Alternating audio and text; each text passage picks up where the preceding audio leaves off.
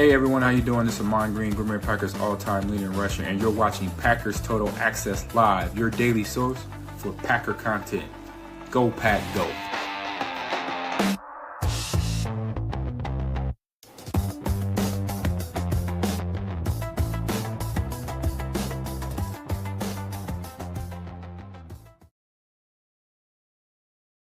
What's up, guys? Welcome into the PTA pregame show, Week 18 edition. Packers at the Minnesota Vikings. Well, some of the Packers at the Minnesota Vikings as we get ready to gear up for the playoff run here as we step into 2026. My name's Clayton. You can check us out on packernet.com. Find me on Twitter at Packers_access. Join alongside Tim in Green Bay. We've got Jacob in Wisconsin here to break everything down for this Week 18 matchup. I know the chat's already filling up, and you guys know the theme here, right? I love what Joseph says. Couple of beers, good food, and low expectations. That's my recommendation for an enjoyable game day today. Love it. Chris the Casual Win says, no injuries is all I care about. Amen to that, sir. And, of course, Cannonball John says, enjoy PTA. It's Game 17 in the playoffs. Time sure flies following our Packers with Clayton, Tim, Emilio, and Jacob. Amen to that. It's been a fun season, been up and down. Obviously, the injuries have been the main storyline for most of the year. If not, I would say most of the year. It seemed like a quarter of the way through the season when everything really started to go, oh no. Well, it can't get worse. Crap, it got worse. Oh no. So here we are getting ready to go into the playoffs, and hopefully this team can catch a little spark and maybe upset a team or two. That would be absolutely awesome. Tim, how you doing this morning, buddy? You ready for some football? You already know, man. I don't care if it's like preseason vibes. We got Packer football. It's a Sunday. What more could you want, right? And it's a nooner, old school, right? Nothing wrong with little nooner on a Sunday. Let's go. Easy, buddy. Easy. Got Jacob joining us too. Jacob, how you feeling about this game going in, man? Are you going to still make the noise even though we know this game means nothing? You're still going to go as we get closer to kickoff? Only just because I'm so close to all these ridiculous Vikings fans that are they're the worst. They're just the worst. I mean, if you can hear, I got a little bit of a sickness going on right now, but Tim looked can we all just take a minute to look at Tim? Tim's looking real nice today. Like, look at that fit, bro. It's like he's walking off. He's walking off the married bus. Jacob. I'm happily married. Well, not for long, brother. Not for long. Not till Jacob comes to town. So, we got Packer Doug in here. Happy game day, everyone. Go Pack, go. We got Jacob in the house too. LFG. All right. Let's get into. I see Carson in there too. What's up, Carson? Hopefully everybody's having an awesome morning. So obviously, Wes Heikwitz putting out his routine here before kickoff, just showing you a little live shot. Players out there warming up a little bit at US Bank Stadium, and I don't know. It still looks like a dump compared to Lambeau, but it is what it is, right? It is what it is. So all that stadium, empty trophy case, right? I'm telling you. Who's that said that in the chat? I saw that a few minutes ago. That was great. I will say this, man. Of all the dome stadiums in the league, it is one that I could kind of tolerate because they let a little bit of the light in from outside. You know what I mean? Like you get some of these others where it's just like Detroit. It's depressing as hell watching a ball game there, man. Like on TV, I can't imagine what it's like in person. It looks like you're hanging out in a warehouse underneath the rafters and everything. You just got, I don't know. There's just something about Minnesota's. I think they did it as good as they could, I guess you could say. I think after the Metrodome roof caved in on them, they made it a point to get it right this time around. I mean, you can see the extra support and everything going on here, but I agree, Clayton. I think when it comes to dome stadiums, I would take US Bank over Ford Field, obviously. Yeah, I agree, man. Completely agree. And we got a little bit of breaking news here. I don't think it's going to catch anybody by surprise, but I think it's great news. As Jeremy Fowler tweeted out, the Packers are locked into the 7th seed, will rest a significant number of key players today, but newly acquired corner Trayvon Diggs will make his Green Bay debut versus the Vikings. He will see some action. So how many snaps we'll have to wait and see. I'm excited to get him on the field, get him acclimated to the defense a little bit. Maybe you can capitalize on him being on the roster here through the playoffs here. So I don't know how you guys feel about that. I'm glad to see that they are going to have him active today because I was a little worried. Okay, you pick him up. Well, it's a short week. We can't really play him. I can understand that, but I think you got to get him out there and get him acclimated to some of the calls, Tim. You got to, Jeff Hafley did a great job earlier this week talking about that, talking about how the calls are different, right? Yep. And how do we play cover 3? How do we play a cloud? How do we play match principles? Are we matching the 2 to the 1, the 1 to the 2, all those different things, right? So how do you feel about this, man? I think it's good news. I do too. I mean, the sooner you can get them acclimated and get them used to running around in this scheme, I mean, the better, obviously. I mean, that was the whole point of picking him up, right? We need some help at corner. Today's a great game to get him out there, get his feet wet with the Packers, and I'm excited about it. I mean, think of all the guys that we might get to see today, too. It's not just Trayvon Diggs. There's a few other names on my list of guys. Hopefully we'll get the actives and inactives soon, but I'm hoping we see some Colin Oliver or a little bit more Brenton Cox Jr. There's some faces that, me as a fan, I felt cheated out of all year that we didn't get to see, and at least a couple of those guys today. But yeah, Trayvon Diggs making the debut, why not? And if anyone's going to be able to do it, I mean, we've always talked about it. I don't think the corner play as of late could get any worse. So we'll take all the help we can get in this Hafley scheme for sure. Definitely. Jacob, you anything to add to that, man? No, I was Jalen Simpson. That's a guy that I'm excited to see. Maybe if he has a little bit of a little spark that he can give us. To Tim's point, Colin Oliver. I mean, the guy that we've been kind of waiting with bated breath, trying to see what's going to happen. They call him Baby Micah. That's a thing that's been happening, right? So, that type of praise does not happen just unnaturally, right? So that means that this dude has a spark. He's got something that's going to give us a little bit. There you go, right there. Packer Doug says it right there. Let me highlight that real quick. Baby Micah. Obviously, I don't expect anything crazy out of that, but, this is one of those weird games where, and our quarterback today, I don't know how we, overshadowed this, but Clayton's going to be our quarterback today, right? So. Right. And did you hear who the backup is? Isn't it Desmond? Is it Desmond Ridder? It's actually going to be Jordan Love. Jordan Love is let's go. That's what I'm hearing on the streets out here is that Jordan Love will be the backup. As you can see, Malik Willis is inactive today.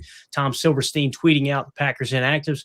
Quarterback Malik Willis is inactive versus the Vikings. Jordan Love is the presumed backup to Clayton Tune, although we'll see about that. Now, if Clayton Tune goes out, wouldn't be surprised if they just go into a little wildcat package or something. You know what I mean? All right, let's just get this thing with zeros across the clock. Linebacker Quay Walker inactive. Running back Josh Jacobs inactive. Wide receiver Dontavion Wicks, who've been battling a concussion, inactive. Safety Xavier McKinney inactive. Zach Tom inactive.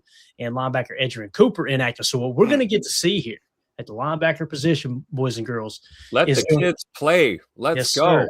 It's going to be Isaiah McDuffie, right, and Tyron Hopper, I would imagine, as your nickel 4-2-5 backers. And then who's it going to be? Would it be Neiman that comes in, or what's his name again? Neiman that's going to come in. He's IR for the rest of the year. Neiman is Christian Welch. Yeah, really. So be Christian Welch then. Okay, I didn't know Neiman was on the IR. I thought they had reactivated him or something, but I could be wrong there.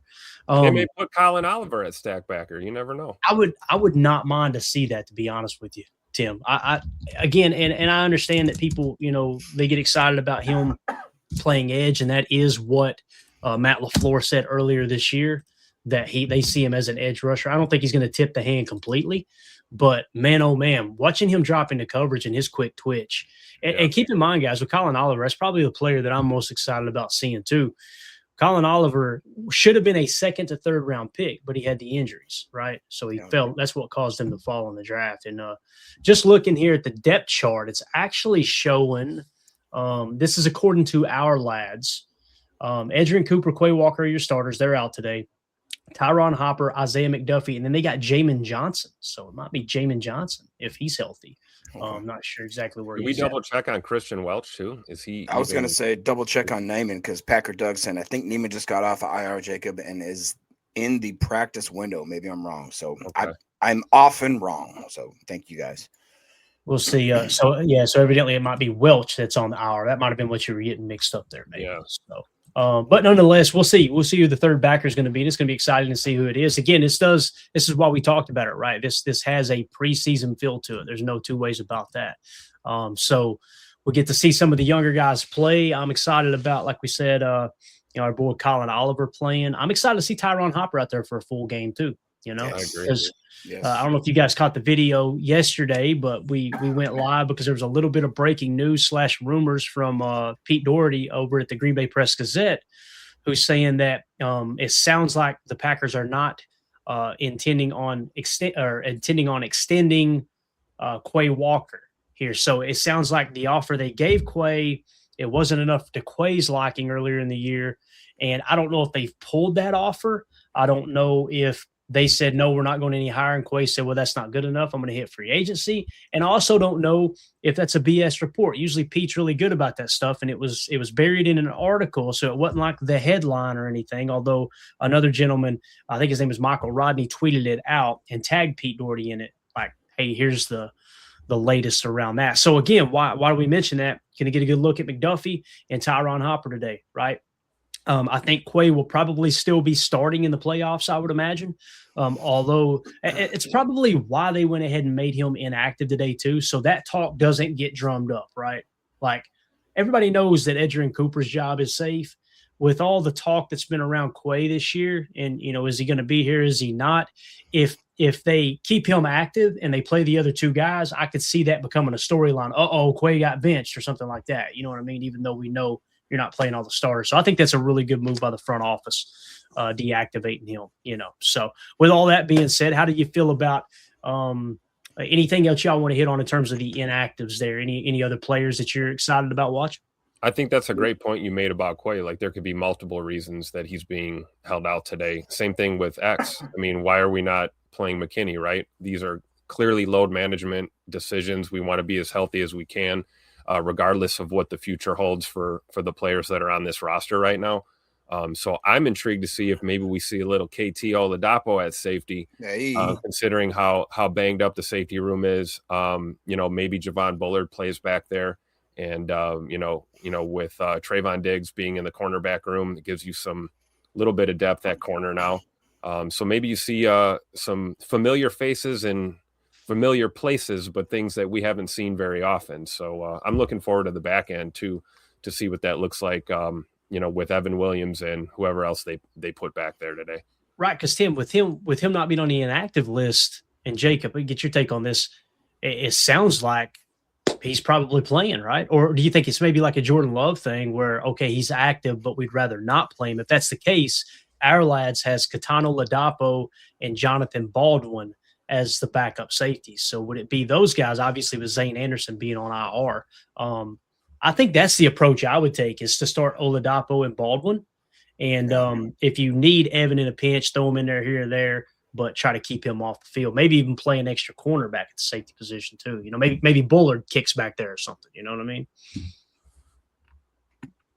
Yeah, I mean, I agree with that. I mean, one of the things that I actually really loved about this, people think that this game is kind of like a situation where it doesn't mean anything. I wholeheartedly disagree with that. You listen to Jeff Hafley's comment on one of his press conferences, and he talks about how the fact where this is one opportunity can change your life as a football player, as an NFL football player in this league. And it could be in a seemingly, a game that doesn't quote unquote mean anything to anyone necessarily for like whatever the playoff picture will actually paint or that kind of thing. But that could actually mean the absolute differences whether or not you ever have a snap in the NFL again. I thought that I love the fact that he talked about how guys that are on the practice squad are all of a sudden coming up and all of a sudden they're going to have an opportunity to play a game in which maybe could dictate the rest of their career, which is kind of cool. And he explained the fact that he was really excited to see about how certain guys how Tim had talked about, where maybe they don't have a lot of playing time. They never actually seen the limelight kind of thing. And it would be like a guy like Oladapo, or maybe a guy like a Colin Oliver, that kind of thing. It's just, I'm excited. Like this game, doesn't necessarily mean anything as far as, again, as what our playoff seedings will implement. But I mean, dude, it's going to be fun to see some of these young guys go out there and just absolutely ball their butts off and see if we can get them, onto a playing, starting a role in the next year, Yeah, Dave C in the chat said, I'd like to see what Oladapo can do. Let Bullard play the classic deep safety for a game. Have Oladapo do all the funky stuff. I think that'd be cool too. Yeah. Get Ola home deep there, let him get out there and get a few snaps, get his feet wet, so to speak. So I think that's a good move. We get the inactives here for the Vikings, and here is the list. Wide receiver Miles Price, quarterback John Wolford. He's the emergency third quarterback. Cornerback Dwight McLaughlin Jr., quarterback Brett Rippon, running back Aaron Jones Sr., tackle Walter Rouse, and tight end TJ Hawkinson. So they're going to be without I don't know if you consider Aaron Jones their starting running back. Jordan Mason is definitely when I watch those two on tape this year, I feel like Jordan Mason's the better running back because, Aaron Jones is kind of winding his career down. Still a good player, don't get me wrong, but they're going to miss him being out there. And then, of course, they're starting tight end and TJ Hawkinson. With that being said, though, J.J. McCarthy is supposed to play. And if you're wondering, man, what is the point spread on this game? PFF said we're not touching it. All right. They said we're not giving anything here other than current spread that they're showing right now is 12.5 points. The Vikings are 12.5 point favorites, according to PFF. Now, if you go to Google and get them to kind of search through multiple sites, it ranges anywhere from 7.5 points to 10.5 points. But notice with PFF here, there's no market information or anything over here right to the side. So this is like straight preseason vibe right here. There's no prize picks. They're not touching anybody today. Yeah. So it's it's a grab bag for sure. Yeah, it definitely is. And when you look at, just how the teams stack up in terms of team metrics, strength of schedule played, the Vikings played the 4th toughest schedule. The Packers played the 8th toughest schedule. And you guys know how I feel about strength of schedule. It's constantly changing. It's a moving goalpost. I absolutely hate when people lean on that argument. It's like you told me in week 2, this team had the toughest schedule. Now you're completely flip-flopped in week 13, and I'm supposed to pretend like this actually means a damn thing. You got to play the team in front of you. Every team in the NFL is a good football team, so that's kind of how I look at that. Average snaps on offense, the Packers have had right at 64 snaps. The Vikings average 60. Percentage of run, the Vikings have passed the ball all over the joint this year. 61% of the time. The Packers have only thrown the ball 57% of the time. EPA per run, they're pretty neck and neck there, with the Vikings having the slight edge at a minus 0.06. The Packers at a minus 0.07. So both running games have struggled this year. EPA per pass, however, the Packers have dominated with Jordan Love this year at a 0.23, while the Vikings struggled at a minus 0.15. So when you look at those metrics, obviously it kind of feels like, all right, the Packers have the edge, but obviously this is assuming the starters were playing because that's where these numbers came from, right, Tim? So it's going to be very interesting, man. But the quarterback matchup, Tim, look at this barn burner right here. J.J. McCarthy, 61.6 against Clayton Tune, 38.0. What if Clayton Tune goes out there? I'll do a little tuning now. If he goes out there and throws for 300 and a couple tuds, I'm going to lose my mind, Tim. Hey, I'll speak for myself. I'm sure Jacob would agree, though. I mean, we have a lot of trust in Clayton here on this podcast, and I just want to say that I believe in Clayton as a quarterback as well. We haven't seen a lot from him. To Jacob's point earlier, this is a phenomenal opportunity for Clayton Tune right now, because if this kid comes out and just balls out of control, we've got another one in the stable, so to speak, moving forward, especially talking about the potential departure of Malik Willis to free agency. So there is a lot to watch here with this quarterback matchup today. We talk about Mr. 9, Mr. J.J. McCarthy, and his kind of up and down debut season as a starter. It'll be fun to watch these two go at it, I think, regardless of what you think is on the line today, or, how much the game matters or doesn't matter. I would not sleep on the young up-and-comer quarterback matchup that we have out there on the field today. Mm-hmm. Jacob, anything?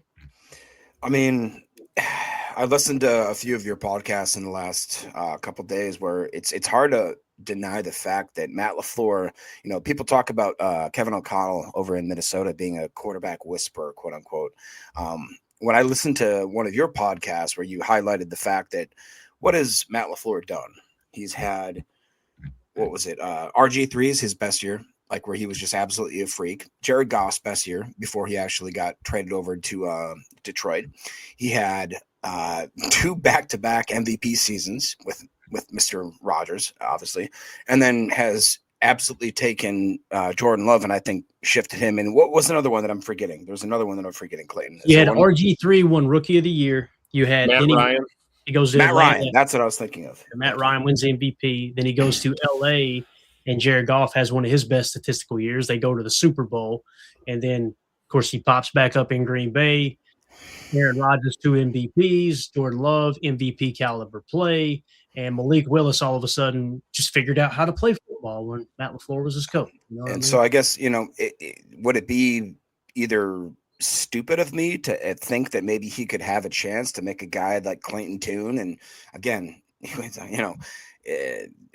we're grasping at straws here for sure, but like, is there a possibility that could happen? Well, I look at the back end of what his career has done. Yeah, there is. Like, there is a possibility that this guy, like Tim said, comes out, he throws like 3 tuds, 250 yards, and all of a sudden we're all sitting looking at each other like, oh, okay, well, I guess this guy can play. It'll be interesting to see who's snapping him the ball. Also, yeah, and what this line is going to look like, and are we going to have a run game today too? So that's the thing. Just to play devil's advocate, I think we have to attempt to run the football today, at least to be able to have a prayer to get something going in the passing game. And it sounds to me like I guess the offensive line's going to play other than Zach Tom. So I guess Sean Ryan will be the center, Tim. But I'm with you, man. Like if you're Clayton Tune, you're going out there against some other starters, and you got a bunch of backups around you. Boy, this doesn't feel good. Appreciate you guys. Thank y'all for walking me out here to the slaughter, right? So Nick McSwain says, love how Matt LaFleur is simultaneously responsible for every single part of the team, but not. Nobody gives him credit for Malik. It all goes to Clements. But everything bad is his fault. It's hilarious to me. And I put a poll question up. You guys know I did this earlier in the year. You remember when I put up the poll question, Matt LaFleur, should Matt LaFleur be fired? And it came up to it was like 75-25 that he shouldn't be fired, essentially, right? It was only 25% of the fan base that said he should be fired. So it's like, okay, this is just a loud minority. Well, it got loud again last week, right? So I did the same thing, threw the poll question up.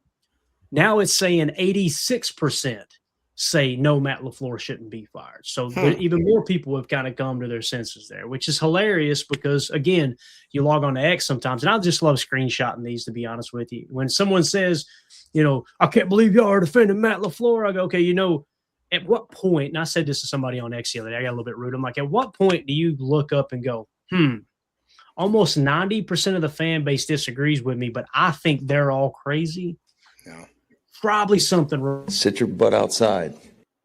And I love the fact that they absolutely hate poll questions. They hate it because they want that vagueness to be able to argue and to be able to try to prove their point and this and that. So there was another thing that came out earlier today, and I didn't mean any disrespect to the guy who said it or wrote it. It came across my Twitter feed, and it was essentially some people are wearing thin on Matt LaFleur. And I'm like, who are those some? Are you talking about fans? Are you talking about ownership, management? Are you talking about fellow coaches? Are you talking about players? No answer. It's just some people are getting to, okay. The some are this 13% on X whose Twitter handle or whatever you want to call it is Hambubger872, with 3 followers and no profile picture. You know what I'm saying? So anyway, what you got, Tim? You got anything to add to that? No, I just think this is more proof in the pudding right here. People who understand and know ball understand that, Matt LaFleur is not going to be fired, doesn't need to lose his job right now. It's one thing to criticize a team. You can be a critical fan, right? That's fine. Fan how you want to fan.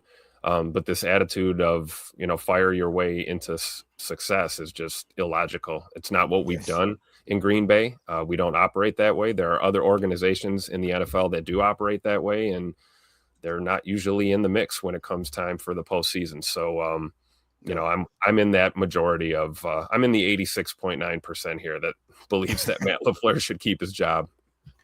Yeah. Jacob, anything? No, I completely agree with Tim. Firing your way out of a situation thinking you're going to make it better is just the dumbest mentality that I've ever heard of, and especially firing a guy that, again, we go back to this year over year. He's up there with the greats, not just like the goods, right? The greats. He's up there with the top 10 winningest coaches of all times.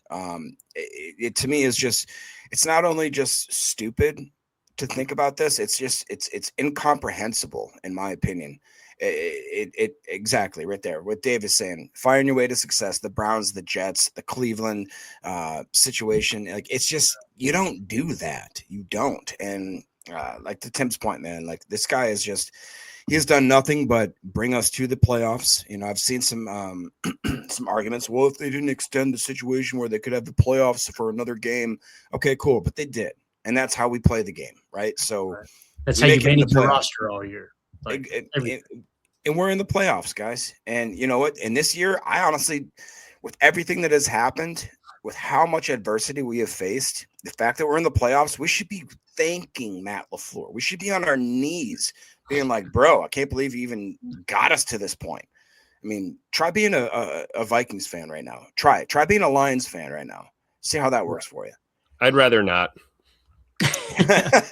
So again, I love kind of giving those updates on, all right, here's what the large majority of the fan base actually feels like. So if you're like me sometimes and you log on to X and you go, damn, is Matt LaFleur really going to get canned? Like, is this a real thing here? It's not. But on top of that, it doesn't mean he's perfect. It doesn't mean he hasn't made mistakes. It doesn't mean there aren't things that he can't improve upon. You know, we talk about that all year long. I talk about he gets a little too emotional in the decisions he makes on the field. And that's why you need someone to help kind of keep you grounded. I think it would be a great idea for him to have a coach's coach, you know, someone that's a mentor to him that he can have in the building, on the sidelines, in his ear, in the boot, wherever, just to kind of, we all need that. I know I do. My God, man, since I lost my brother, I don't have that in my life as much anymore, but I used to be able to just call my big bro and be like, hey, man, boy, I screwed this up. What do you think I should do, man? You know, or how should I be? Am I looking at this the right way? And most of the time, the answer is probably no, dude, you're on track. But there's going to be occasions where it's like, yeah, dude, you asked me. I wasn't going to say anything, but you asked me. Yeah, we need to get that right. You know, so again, I don't think Matt LaFleur is perfect, but boy, I think he's a hell of a football coach. Could I say one more thing? Like that's my point is I think Matt LaFleur has a lot that he could improve on. I really do. And I think that I've listened to Ryan's pod and obviously you guys talking, and I feel like that the certain base of a Packer fan thinks that there's just something that's missing. And I kind of agree with that. Like, it doesn't seem like that he is maybe an inspirer of men to get in there and get actually, like, you know, down and dirty. And I listened to Ryan talk about how, you know, if you have a guy like Dan Campbell or whatever, he's more of a motivator rather than maybe a schematic type of coach. I agree with that in a way, but like, you don't just throw away absolute gold because it's not platinum. You know what I mean? Like, that's where I'm at in this situation, where it's like, it just feels like that people are so willing to give away Matt LaFleur to who's he going to go to? Is he going to go to Minnesota? Is he going to go to somewhere else? Like, where all of a sudden he shines and we're just sitting here looking at us. Oh God, I wish we would never let him go. You would have a job so quick, Jacob. Oh, maybe the question, maybe the real question we should be asking is, does Matt need to make some changes to his staff? Exactly. You know, now that's a conversation I'm willing to have. But if you're saying get rid of Matt LaFleur and, you know, everyone and everything associated with him and start over, I completely disagree. Right. And that's where maybe a coach's coach could come in into play there too, because sometimes as a coach, you get attached to these guys, right? And you don't want to let them go. Yeah. And then all of a sudden, if you've got someone else with a bird's eye view going, hey, look, I know he means something to you. I know y'all been in the trenches together and y'all gotten to know each other's families, and his players in his room love him and this and that.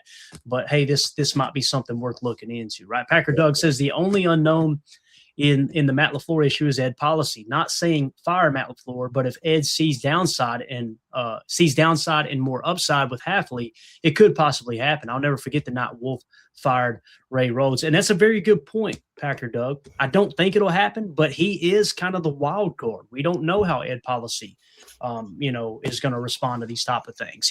Now, many people have drawn the parallel with his father, who was responsible for being a part of Bill Walsh trading away Joe Montana when that whole fan base loved Joe Montana. That was a big issue, right? And then obviously firing George Seifert, one of the most winningest coaches in NFL history as well.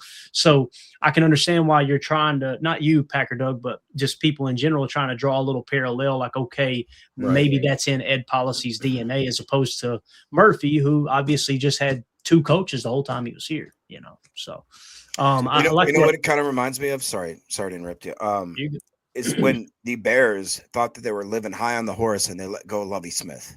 Right. Yeah, you know what I mean. Where it was like they were. Didn't they have like 10? They just recovered from that 5 minutes ago. Yeah, it's what I'm saying, bro. It's like it just seems like you're shooting yourself in the foot. Yeah, and again, it's kind of like the Aaron Rodgers thing there, along with the Mike McCarthy thing. 2 things can be true, right? Like, let's start with Mike McCarthy. When they fired Mike McCarthy, I hated the move. I was like, what the hell are we doing? We got a Super Bowl winning coach who obviously they've dealt with injuries and they're turning the roster over and things like that, right? Yeah. And I was against that fire was not good either. Right. 2 or 3 games left in the season, like it was really strange, right? So now when they hire Matt LaFleur, I'm going, all right, you're going to show me, bud. He did. So I'm not coming from I've always loved Matt LaFleur. Like when they hired him and I looked at his numbers in Tennessee, I'm like, what are we doing? We just ran McCarthy out of town for a guy who's unproven. Yeah. And then you dig a little deeper and you go, oh, wait, there's some quarterback success here. Maybe they know what they're doing. Maybe he interviewed really well, and that stuff matters. It really does. And we're not in those rooms. And lo and behold, I had to kind of eat some crow and be like, no, dude, this was the right move. Now, it doesn't mean that McCarthy couldn't have gone on and won another Super Bowl. I'm still baffled that Mike McCarthy can't have a job in the NFL. Like, he did good things in Dallas. What happened to Dallas after he left, too? It ain't like things just aren't magically fixed, right? That's Jerry Jones down there. So with all that being said, it's same thing with Aaron Rodgers. It was people had got to the point where they thought if we move on from Aaron Rodgers, that's what's going to get us over the hump because he's refusing to take risks. He's refusing to throw over the middle. He's not running the plays that Matt LaFleur's calling, which was absolute BS. You notice nobody says that with Jordan Love canning and changing the play, right? Nobody says he's not running Matt LaFleur's offense. We got really loud on that on this particular program, and that's why. Because I was like, the first time Jordan Love cans a play or changes the play at the line of scrimmage, are you going to have that same energy? Well, he won't do that because Aaron's selfish. Now, this isn't to knock Jordan. Once again, I love Jordan as a quarterback. I think Jordan is a great quarterback, and I think that long term it probably was the right move. But what was the ultimate goal? To win a Super Bowl. Did you win a Super Bowl yet after you fired Mike McCarthy? No. Right? Yep. So if you had held on to Mike McCarthy a little bit longer and they had pressed in, would they have won another Super Bowl? It's possible. Are we going to do the same thing with Matt LaFleur now and run him out of town? And now we got to kind of start over. And okay, now we'll get some success. And then, it's been, however many years he's been a coach. We haven't won a Super Bowl. Fire him too. I just don't get it, man. And I said there was a situation where I could get on all right, we need to move on from Matt LaFleur potentially. We can have the conversation now. I said if they missed the playoffs, right, that was the big thing. And if Jordan Love took a huge step back, then okay, maybe Matt isn't the guy. We can start having the conversation, and now next year we're kind of on the hot seat. None of that happened. The roster got depleted, and we locked up a playoff spot with 2 weeks left in the season. Yep. Like, what else can you ask for me? The situation just seems so weird that Packer fans are, for whatever reason, we've been so loyal, right? That's kind of like our MO is that we just been the most loyal fan base in freaking history, right? Owned by the people, all this kind of stuff. And then you have a season where you lose arguably your 12 top players. I mean, you look at guys like obviously Micah Parsons is one, Tucker Kraft, right? You got Zach Thomas in and out of being able to play. Like, do you really think that if we had all of these boys ready to go, that we'd be in the same situation that we are now? And if not, then do you blame it on the coach? Do you think that, it's just because of the fact that, like, it just doesn't make rational sense to me. And it's to the point now where, like, I start looking down on certain Packer fans because it's like, you don't see what's in front of you. You miss the forest for the trees. You know what I mean? Yep. Like, you are absolutely not looking at it with a level head. And I think Ryan has highlighted that a couple times on his podcast. I know you guys have done that. To me, it just doesn't make sense rationally. Am I crazy or is that justified? Yeah, what's your take on that? Well, you're definitely a little crazy, but no, it is. That's It for is. sure. It's For other rational. reasons. No, and I do. I think it's fair. I think people get obsessed with placing blame rather than finding solutions. Yes. And it's not always about, pointing a finger and, who cares if you can place the blame on someone? Does the team get better? Are we still losing ball games, right? Injuries happen. It's a part of football. I'm with you, Jacob. I think if we were at full strength right now, we'd probably be a 5 or a 6 seed in the NFC and not hanging on to a wild card. I'd argue more, bro. I'd argue Possibly, more. but the world will never know because we were decimated by injuries this year. And it really started with, Zach Tom and Tucker Kraft really, early on in the year and, losing those guys and then, the dominoes that have fallen. But, we're not the only team decimated by injuries in the NFL. Right. And it can get worse every week. Hopefully today, fingers crossed, right? We'll let the kids play. The final score of this game is irrelevant. It's about leaving Minneapolis with a victory. And in the sense of nobody else is on the IR. That's all we're looking for here. Right. So I don't want to find fault. If you need to make adjustments, you need to make changes. Yeah, maybe there needs to be interviews happening, on the staff, during this off season, and there needs to be adjustments made. But I don't think you just burn the house down and think that that's going to fix anything. Like Dan Lang is saying here in the chat. Maybe it's time to move on from the Steno experience. That's a conversation that could be had. Mm-hmm. But if you're talking about fire Matt LaFleur and gut it, I'm not interested in that. Yeah, and specifically on that topic, I don't think Stenovich should be replaced. Okay. What I would like to see happen, and I'm not saying I'm right and Dan's wrong or anyone, this is just my personal opinion as a Packer fan. I think that Coach Butkus should be replaced. You should go out and try to find the brightest, best, up-and-coming, young offensive line coach. That doesn't mean they had to have just coached offensive line. It might be somebody that was a former OC that's somewhere now, like, hey, we want you to come in and revamp the offensive line. Let's get this thing on track. We need the DeMarcus Covington of offensive line coaches. Yes. Because when you look at the offense as a whole, when this roster is healthy, I don't look up and go, the offense is a weak spot. Now, Matt runs the offense. Matt calls the plays. What Stenovich doing, I think, is good. Now, they said he's still involved with the offensive line room. So if he is truly coaching the offensive line and Coach Butkus isn't doing anything, then I'm on board with what Dan's saying. But if he is more of a global picture in terms of the offense, I feel like they've done a good job with that. I just want someone in here. We got to get this offensive line to the next level. That's what's held us back the last 2 seasons, specifically in the playoffs. And there's a good chance it happens again this year in the playoffs. If we have to play Philly, and I'll lay out those playoff scenarios here in a second, the matchup scenarios. If we have to play Philly, guys, we're going to struggle, man, because our offensive line is just not good enough right now. It's just not good enough. And again, you've got a backup guard playing starting center. And you guys know that's a tier 2 position of importance, man. And Zach Tom has been. Is that the answer then? You just move on from Butkus and Steno takes over the O-line? See, and that might be the case. And maybe you bring someone else in to help be a co-offensive coordinator type thing, right, Tim? You know, someone that's a little more Imagine someone who got fired that was a former head coach, offensive mind. I'll tell you who I would love to see in here, and it'll never happen. It'll never happen. Because I say that, but let's go to college for just a second. Virginia Tech, they fired their head coach, right? They hire the head coach from Penn State, who used to be in Green Bay, James Franklin, right? So he used to be the receiver coach, I believe. So he's the new head coach. You know what he did? He went, if I understood correctly, you guys correct me if I'm wrong in the comments. He went and hired the head coach that was just fired from Virginia Tech. That's his defensive coordinator now. Could you imagine Mike McCarthy being the Packers offensive coordinator with Matt LaFleur? Be absolutely awesome. Tim's laughing because he knows there's not a snowball's chance in hell in that. No, I'm like grinning like a possum in a dumpster, though, kind of thinking about that thought, right? If you could imagine, it would be fun to see. What would they take turns calling plays? Like, who's going to be the play caller?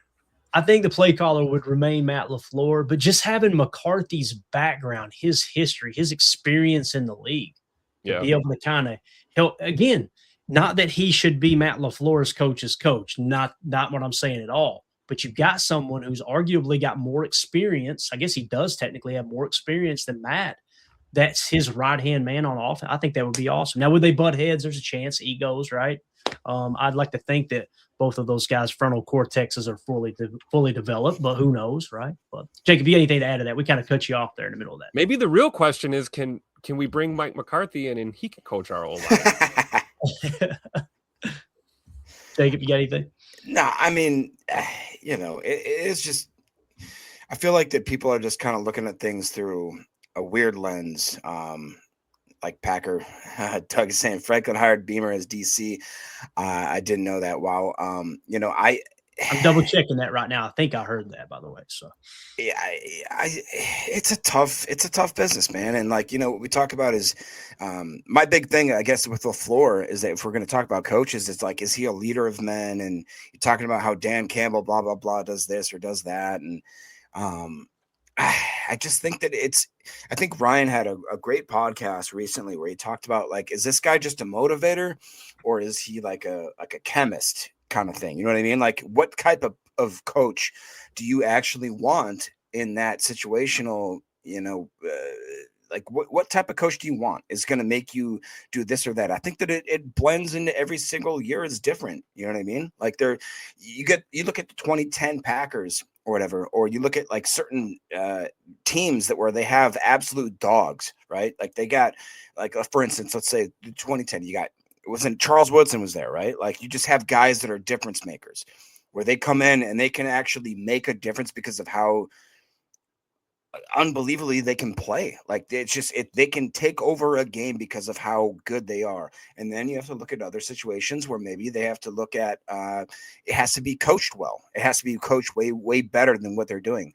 And every single year is going to be a little bit different. And I don't know about you, Tim, but like I feel like this year is going to be, we need players. We need players.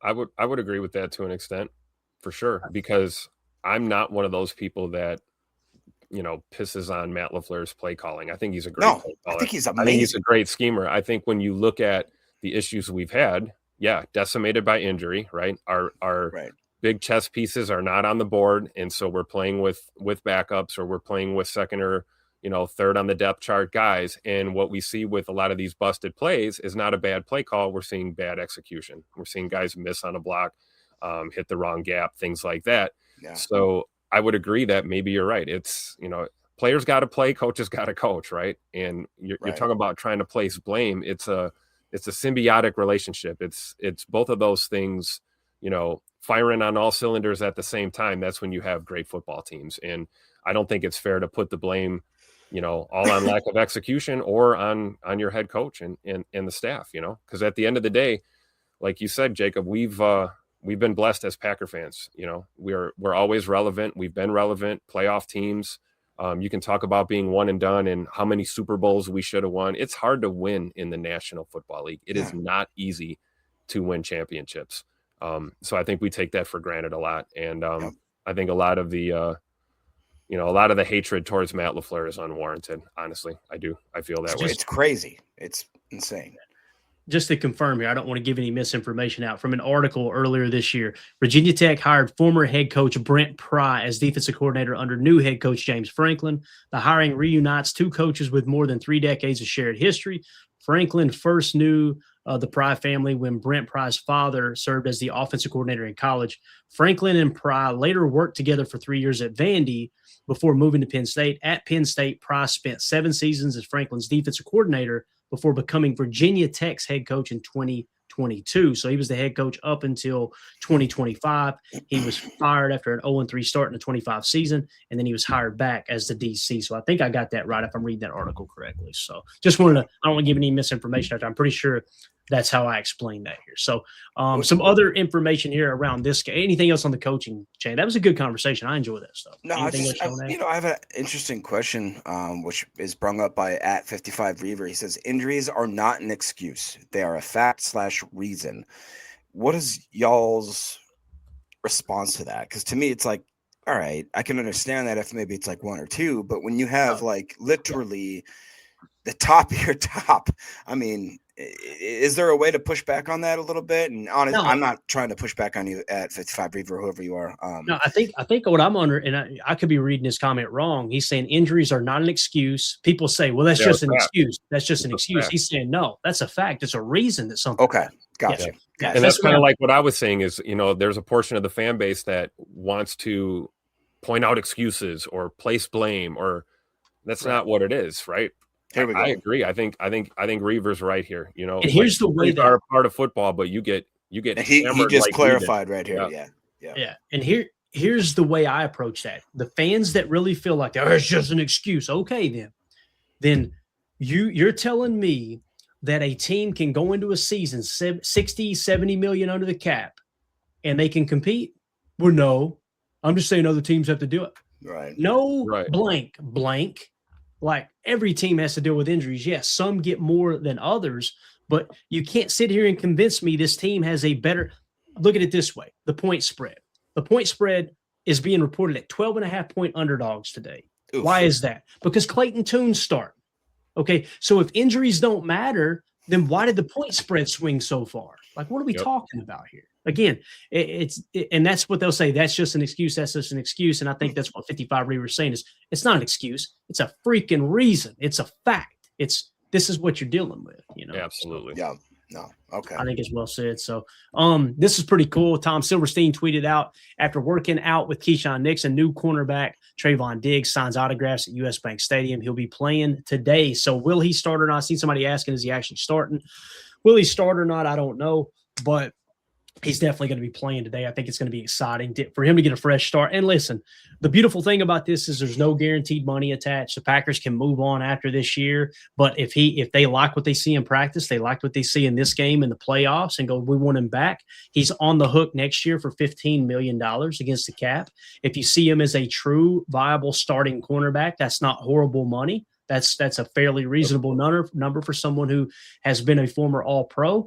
Although, if he plays like he did in 2025, I think there's a reasonable chance he won't be on the roster next year, right? So what's your all's take on? We haven't really got to talk too much on Trayvon Diggs after the dust has settled here. I love his interviews. He seems humble. Yeah. He seems hungry. Yeah. He seems like a team guy and somebody who's wanting a fresh start away from that damn circus in Dallas. And we've seen that happen with players before. There is precedence for this that, maybe you're coming off injury, you're unhappy with your former organization, you get a way out, you end up in Green Bay, and all of a sudden you see a resurgence in their play. Maybe it's the Lambeau magic, the mystique and the magic of 1265 and being a Green Bay Packer, but we've seen it happen. We've seen guys, Julius Peppers comes to mind. I mean, there's a couple other names that have found a resurgence in the middle to, obviously Trayvon Diggs is still a young enough player, but, middle to ending part of your career, you come to Green Bay, you get 2 or 3 years and magic happens. So I would think with Trayvon Diggs, I'm not going to judge him based off his past. I'm looking forward. I'm looking at the future. And, if he looks good out there today and then he can help us win, a playoff game, my goodness, I'm all for bringing him back. Absolutely. Like Blake's saying here, Andre Rison, there's a good one.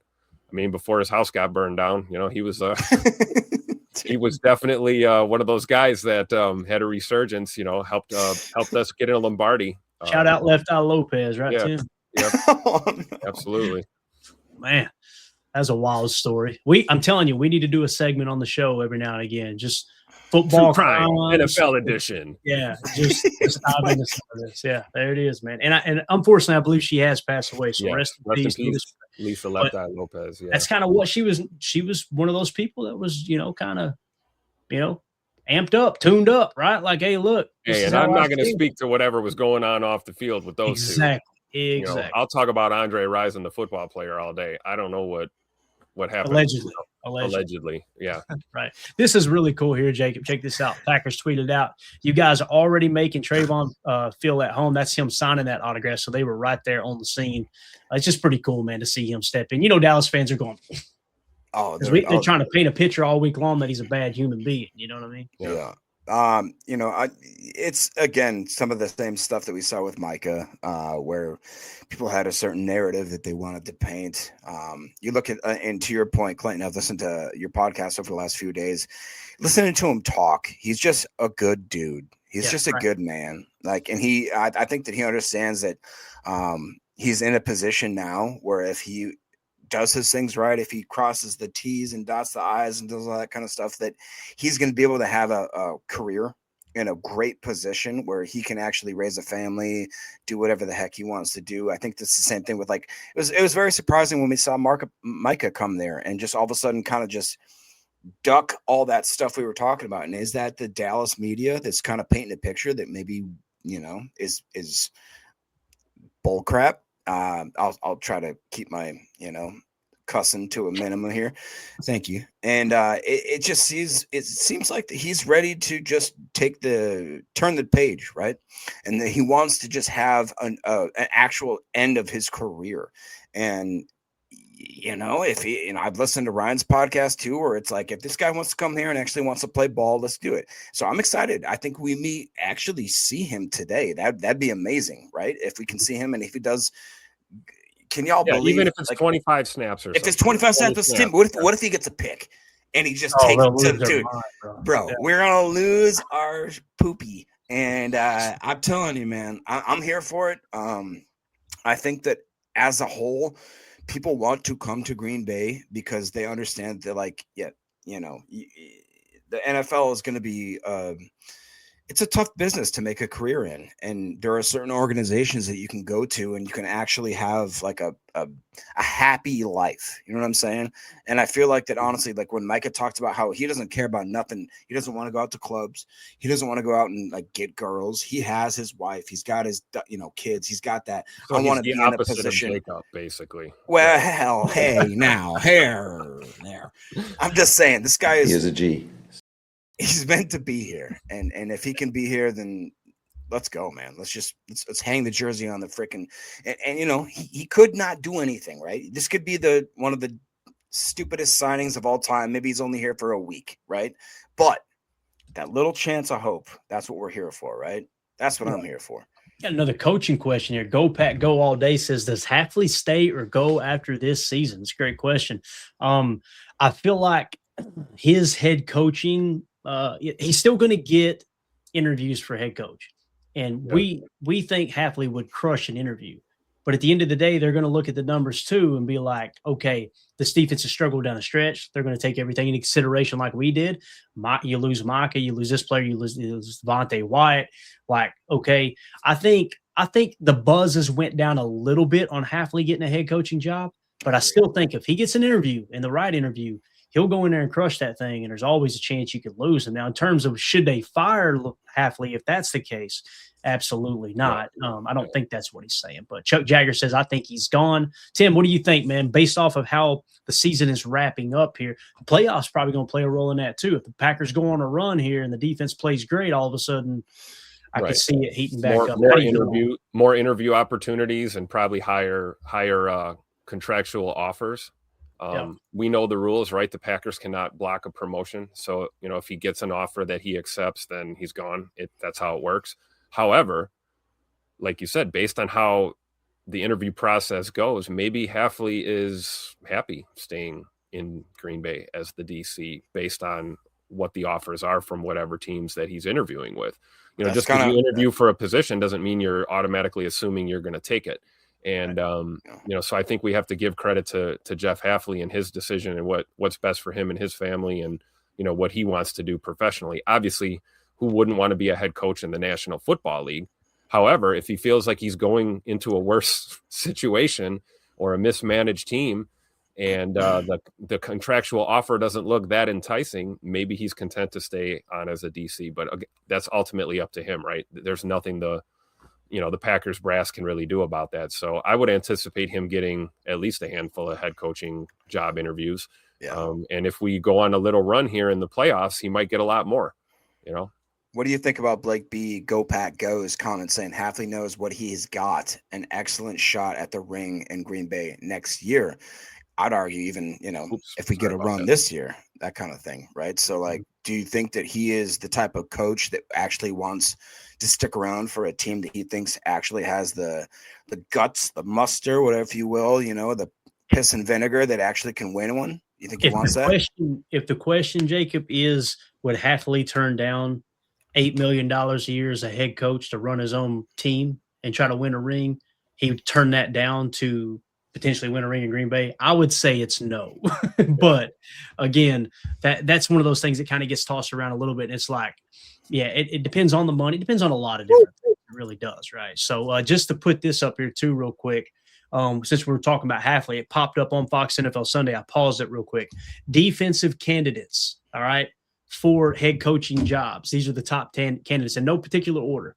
Steve Spagnuolo of the Chiefs, Robert Saleh of the Niners, Vance Joseph of the Broncos, Brian Flores of the Vikings, Jesse Minter of the Chargers, Lou Anarumo of the Colts, Anthony Weaver of the Dolphins, Jeff Hafley of the Packers, Aiden Durd of the Seahawks, Anthony Campanelli of Jacksonville, and then of course, Chris Shula of the LA Rams. And I got to be honest with you, man, when I look at that list, if I'm hiring a head coach, and this just isn't me trying to play chess and not checkers here and keep Hafley in Green Bay, I would imagine for me it would be Vance Joseph, Steve Spagnuolo at the top of the list, and Anthony Campanelli is right there with Jeff Hafley for me. Yep. Here's the guy.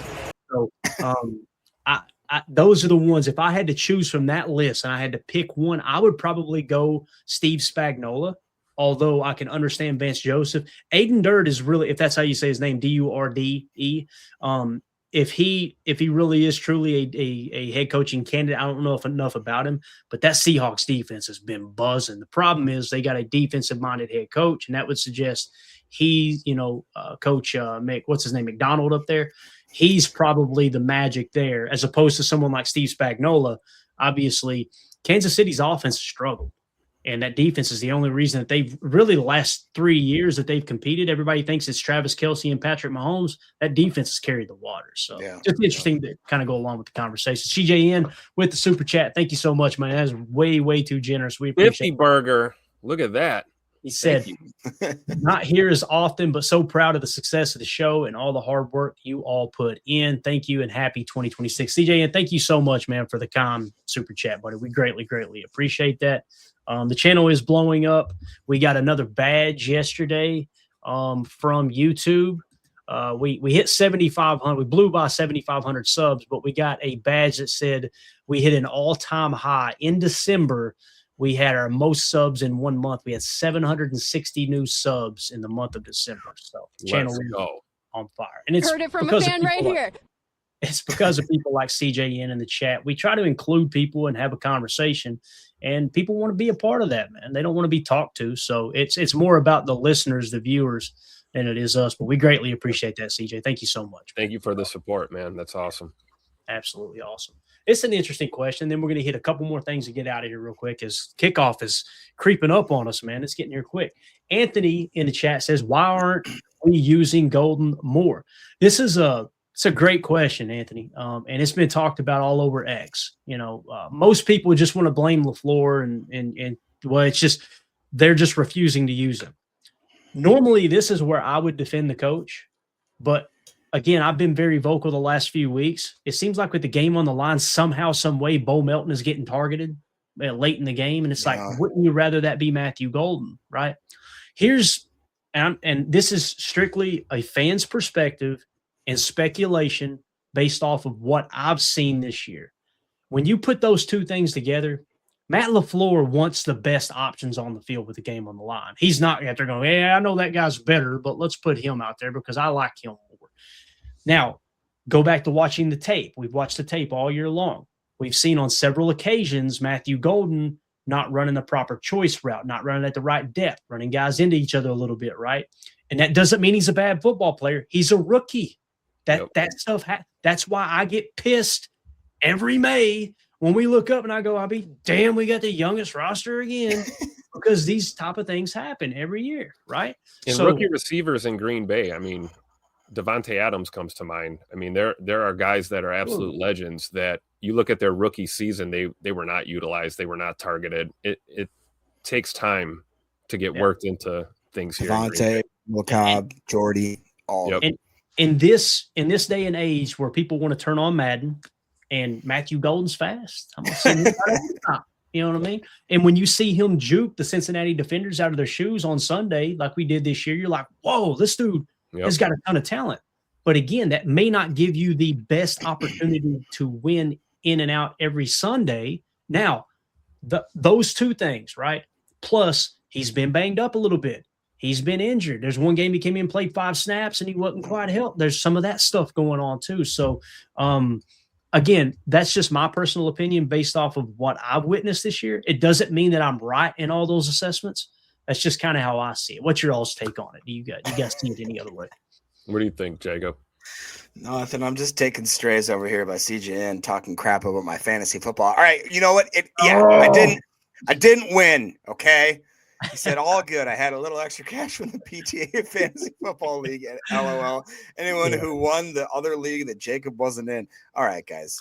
Need to give a shout out to that real quick. You go ahead. I'll keep talking for a second. No, I did have to say that. But you know what? Matthew Golden, is he a threat? Absolutely. Did he have, what is it, like a big wrist injury that was kind of his biggest thing? Because what he highlighted in that explanation as to maybe why he's not being utilized so much is that he's a full-time player. He wants to block. He actually is going to give his body on the line. So like, he's not just one of those kind of touchy wide receivers that just runs routes and that's all they want to do.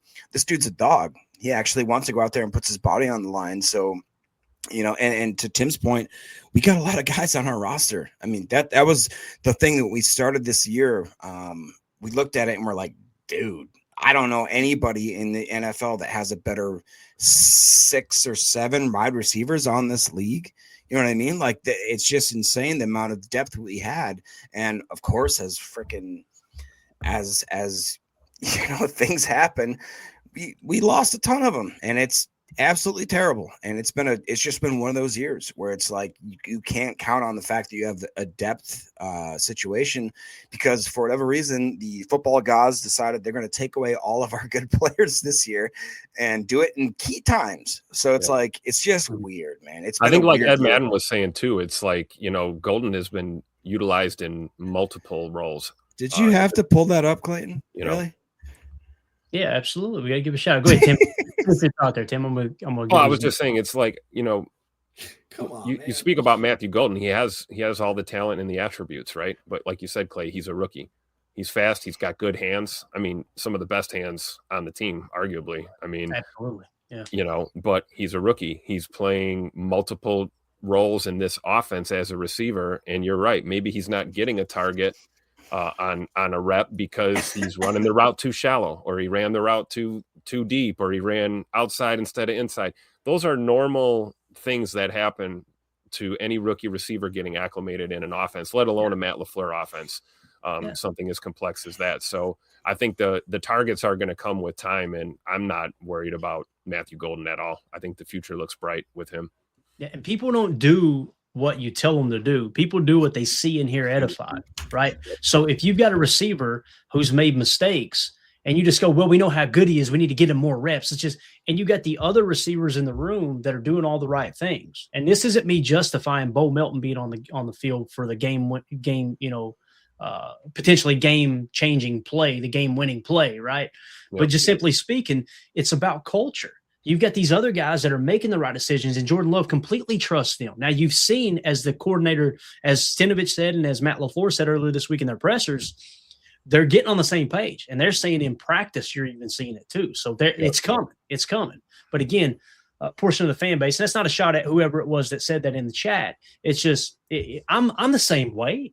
I would love for Matthew Golden, a first-round pick, who's on a rookie deal, under contract for 3 more years, to lead the Packers in receiving. But that's just not the reality, right? It's just not how things work. But shout out to our fantasy community. You guys, you hear us talk about the fantasy league from time to time. So one of the perks of being in our Patreon group, if you go to patreon.com/PackerFan Total Access, $3 gets you access to the site. And we have fantasy leagues and things like that too. So this year, Andrew Mattson had tweeted out, he was one of our commissioners. Jacob was a commissioner of the league, and Andrew was one of the other. Big congrats to the champion, Moist Butter. Mr. Clean almost snuck away with a single loss, but faltered in the final week. Thank you, everyone, for a fun, competitive year. And then Moist Butter chimes in. Look at that roll right there, Tim.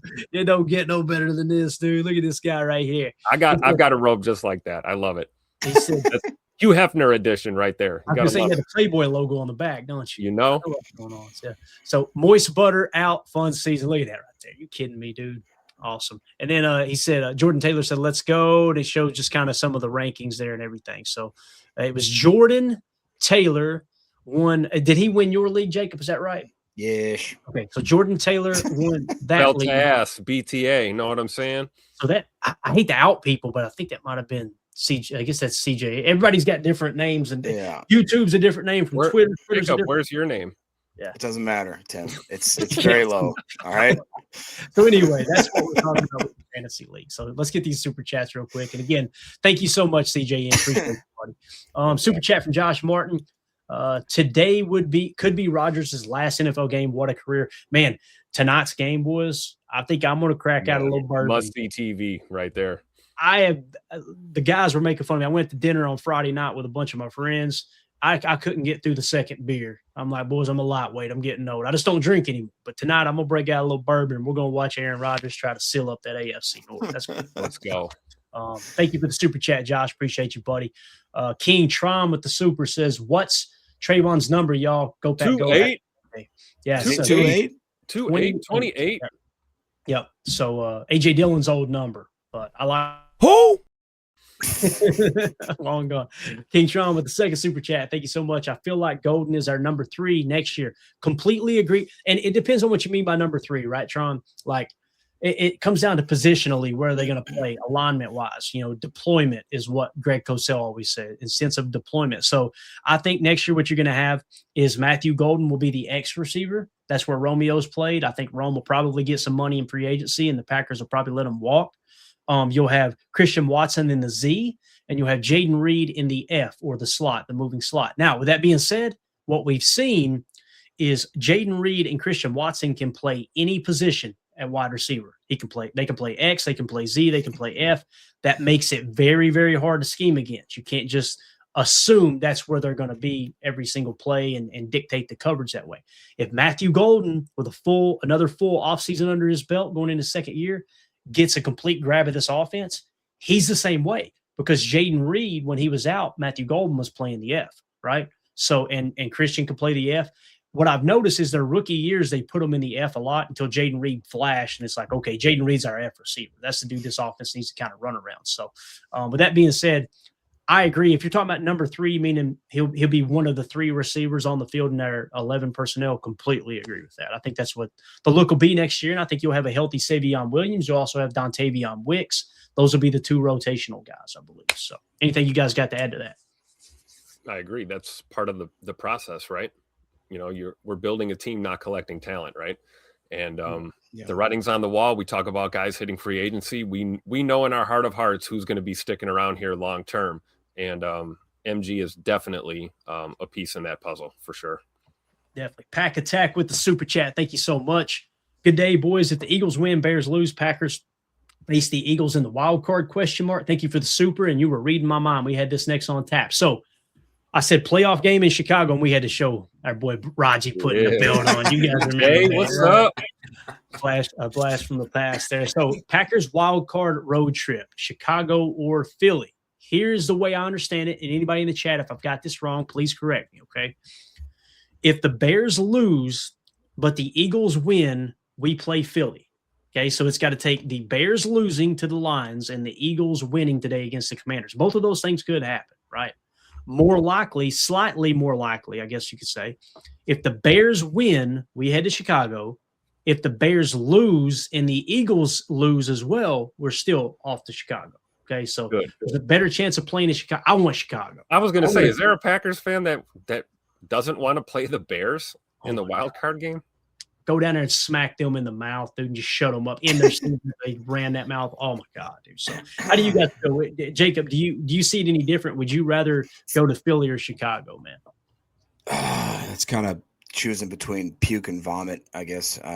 Poop and vomit. I don't know. I'd rather go smack Chicago in the face. I honestly don't think Philly is better than Chicago. I really don't. I feel like they got a lot of stuff going on out there internally that's kind of making them have a little bit of a suspect type, like on paper they maybe seem like they're a better team. I would like to just go and just take the you know what out of the Chicago fan base right there. Thank you, buddy. That's what I'm talking about right there. We go belt to ass. We just take them away, quiet them down for just, another 20 years because, gosh darn, you guys just are a bunch of whiny little, what. And I've done so good not swearing today. I'm trying so hard not to. It's a weird year. Yeah, we're only 4 days in, man. Only 4 days in. I'm trying so hard, bro. Yeah, I'd like to go just kick the crap out of the Bears. That's what I'll say. There you go. King Trauma. Go ahead, Jay. Go ahead, Tim. I'm sorry, man. I was just going to say, you're talking about two of the harshest environments in the National Football League to be a visiting team. I feel like we can beat both of those teams. I really do. As banged up as we are, I feel like they're both beatable teams. That being said, yeah, I would prefer to go down to Soldier Field and end their year in the first round for sure. Yeah, King Tron with the super chat. I want Chicago 7 days a week, twice on Sunday, man. BTA, love it. Thank you for the super, Tron. Love it. That's awesome. So, again, that's just a quick little update on how the playoff scenarios kind of lay today. That's the only things you really need to focus on. However, we did get some good news. I don't know. This is good news for me. This is exciting. I want to get your all's take on it. So, Jordan Morgan all year long, what have we been saying all year long? He belongs on the left side of the line. Tim, look at this. Wendell Ferreira just left tackle. Let's go. And my boy Lacita Smith. Whoa, we got Monk up in there? See, Aaron, we get the question answered, and I guess we know who's snapping the ball to Clayton today. Jacob Monk. Listen, I am so excited about Jordan Morgan playing left tackle. We get 50 or 60 snaps on film of him playing left tackle. We can come away going, yep, that's what we thought. Can you imagine how fired up he is to be starting at left tackle? Like, he hasn't played left tackle since Arizona. This is great. The bad news, left guard Lacita Smith, center Jacob Monk, right guard Anthony Belton, who's like great in the 40s, and Darian Kennard at right tackle. Clayton Toon, Tim, he's probably going, oh, gosh. He's probably looking at Jordan Morgan. What's the over-under on how many times he rolls right after the snap? Right. He's probably looking at Jordan Morgan like, can you block all five of them? Right. Now, but Darian Kennard, I feel comfortable with him at right tackle.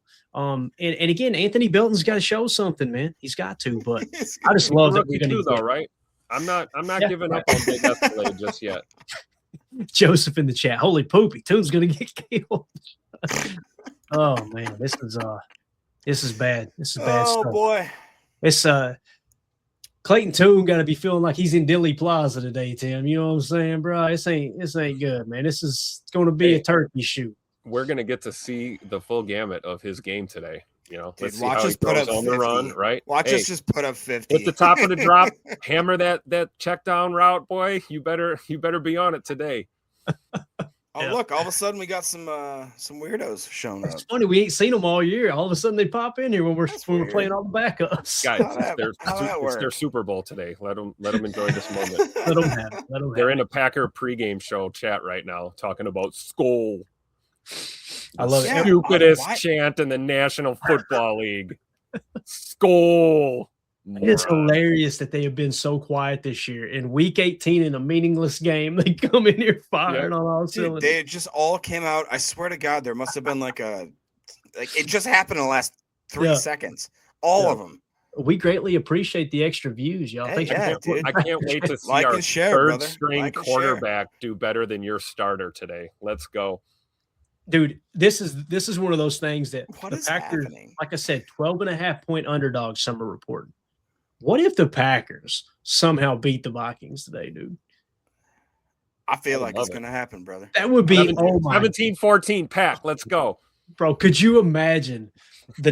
I know this.